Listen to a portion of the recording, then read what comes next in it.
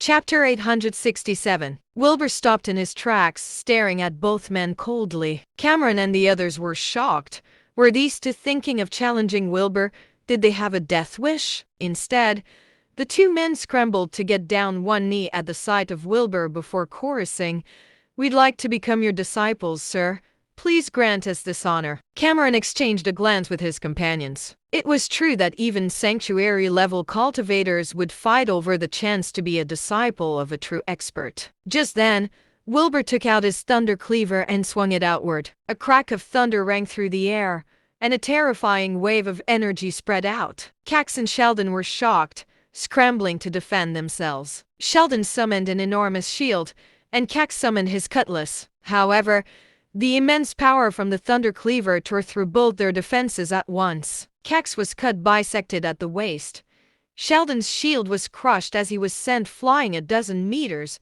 A terrifying gash appeared on his chest, which was gushing out with blood. He drew his last breath upon landing heavily on the ground. Wilbur had just killed two sanctuary-level cultivators with one move.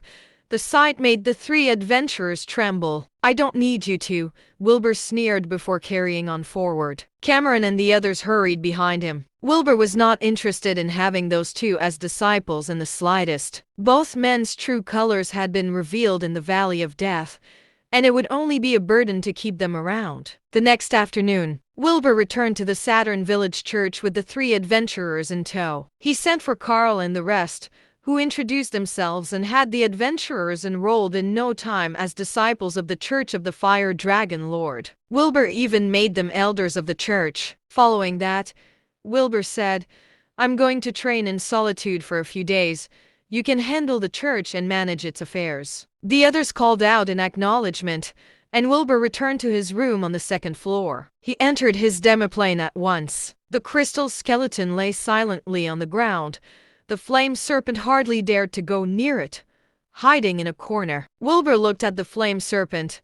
"You can go out and play, but don't give me any trouble." The flame serpent nodded eagerly, and Wilbur opened his demiplane to send it out before picking up the crystal skeleton. He had decided that he was going to absorb the power in the crystal skeleton this time. Aside from being immensely powerful, the crystal skeleton also contained a large amount of spirit energy. Spirit energy was particularly difficult to cultivate, and Wilbur would be sure to benefit a great deal from it. More importantly, Wilbur wanted to experience the power of an unknown being like this one. It might help his cultivation. After making his mind up, Wilbur sat down cross-legged. He held the skeleton in his hands and began to absorb the energy in it. A while later, Wilbur's body was enveloped in a crystal-clear blue glow. Over at the Saturn Village Square, countless people had come forward over the past few weeks to join the Church of the Fire Dragon Lord.